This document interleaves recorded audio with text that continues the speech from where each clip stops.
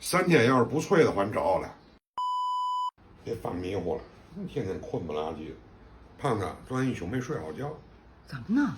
我就总琢磨出不出糖醋里脊的视频，那都是我看家的玩意儿。行啊，你就叫大伙吧，咱以后又不干饭馆了。也是哈，行，那就叫大伙吧。但是啊，有一问题，千万别多吃，知道为嘛吗，胖子？为嘛？那玩意儿长肉。走，看我怎么做。准备一块通脊，给它切成1厘米厚，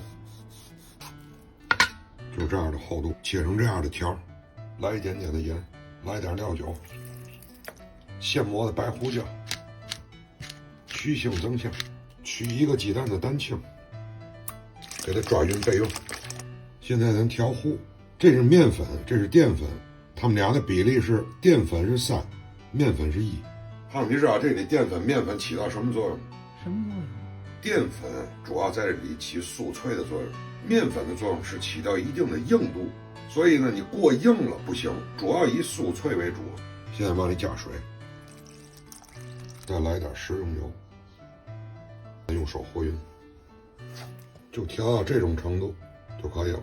然后把咱的里脊倒进来，这样给它和匀了，备用。看现在温度150度下肉。头一步咱就是为了定型，油温不能太高啊。哦，太高是不是就把肉的水分就给炸没了？对，它定型太快了也不行，外面都焦了。下几个之后呢，咱看给它打散了，很好打散，这样一敲就行。胖子，你这够脆的啊，沙沙响。哎，一会儿更脆，就是炸成这样，微微有一丁点变色了，这会儿已经全部都定住形了。其实里面肉呢刚刚熟，现在就给捞了备用。胖子，你发现一个问题了吗？什么问题？我跟别人教的哪不一样？哪不一样？你没发现我能教会你？哎，还真是这。是不是？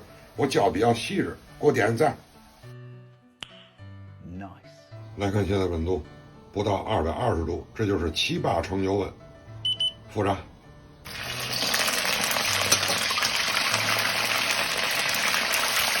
时间大概需在10秒左右。看看说要分样了。有支架了。哎，这就行了啊。这道菜成功的关键就在这儿了，咱现在已经成功了80%了啊。好，控油备用，不用刷锅啊，把油都打出去，就留这点底油，不用开火啊。准备一点姜末在里，因为咱锅很热，不用开火。来一点酱油，料酒来一点，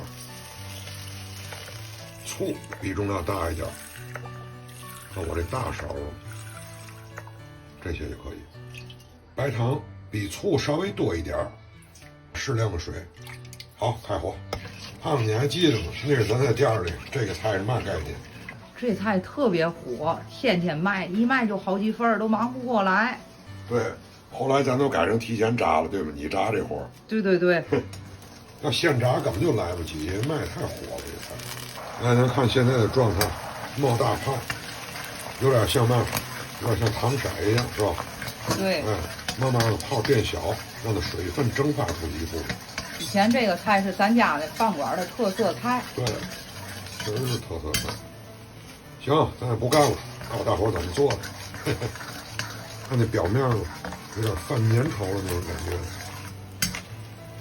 这会儿就行了，下里翻烧。